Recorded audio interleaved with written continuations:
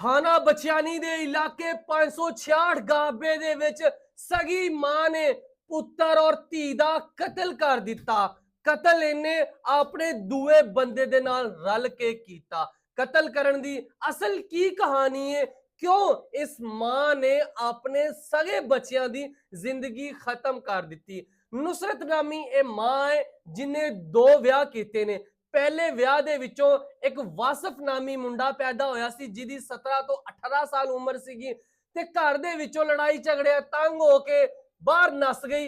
नस के इन्हें अरशद नामी बंदे दे नाल दूआ विआह कर लिया। विआह करके ओदे विचों एक धी होई जिहदी उम्र 13 तो 14 साल दी सी। घर दे विच दोवें रहिंदे सीगे। पुत्तर जिहड़ा सीगा पहले पुराने बाप दे कोल रहिंदा सीगा, फिर मां ने वरगला के अपने घर ले आंदा। फिर एक दिन पुत्र और धी जिहड़ी सीगी दोवें नाराज होए घरों नाराज होके वापस चले जांदे ने अपने पुराने बाप दे कोल। पुराने बाप दे कोल जांदे ने, अदालत विच केस जांदा है। ए जिहड़ी मां है अदालत विच कहंदी है अपने बच्चियां नूं कि तुसीं मेरे कोल वापस आ जाओ, मैं तुहानूं कुछ नहीं कवांगी, मेरी इज्जत रख लवो। पुत्र और जिहड़ा पुराना पुत्र सीगा पहले बंदे दा, पुत्र और धी जिहड़ी दूसरे बंदे दी सीगी, दोवां नूं घर लैके आए आ। घर लिया के 5 बंदियां दे नाल रल के इन्हां ने सगी धी सगा पुत्र जिन्हां नूं मार मार के इन्हां ने उन्हां दी जिंदगी खत्म कर दी। खत्म करन तो बाद इन्हां ने वकूआ ये बढ़ाया कि बच्चियां ने पिंड दे विच एक दरखत है ओदे नाल लटक के अपनी दोवां ने जिंदगी खत्म कर लई आ। तुहानूं पता है पुलिस आजकल बड़ी मुतहरक के सीपीओ फैसलाबाद तनवीर हुसैन लगे, उन्होंने क्या जिन्नी जल्दी हो सकदा इन्हां दे मुलजम गिरफ्तार कीते जाण।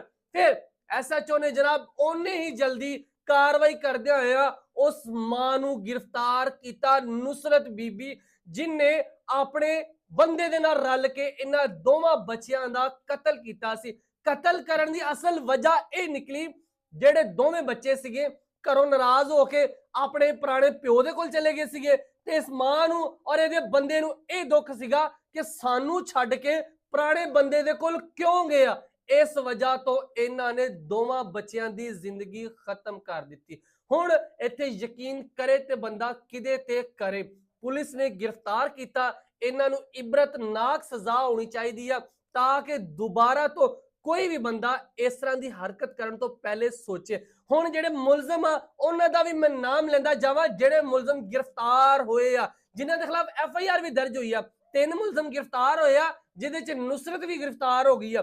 पहला जिहड़ा मुलजम सी जिन्हां दे खिलाफ पर्चे दर्ज होए ने अरशद, दूसरा ए ओ जिहड़ा दूसरा बाप है, दूसरा मुलजम है नसीर वल्द गुलाम रसूल, तीसरा मुलजम है नुसरत ज़ौजा अरशद, ए ओ जिहड़ी पत्थर दिल मां है ओ हैगी आ। चौथा असलम, पंजवां अब्दुल रज़ाक उर्फ बूटा। ए सारे 566 गाबे दे रहन वाले सीगे जिन्हां ने 2 मासूम जिंदगियां खत्म कर दित्तियां। इन्हां बंदियां नूं फड़ के इबरतनाक सजा होनी चाहिदी आ। दोबारा तो कोई भी इस तरह दा वकूआ करना कि दूर दी गल है, सोचण तो पहले भी एक बार डरे कि सानू एदी बड़ी इबरतनाक सजा मिलनी है।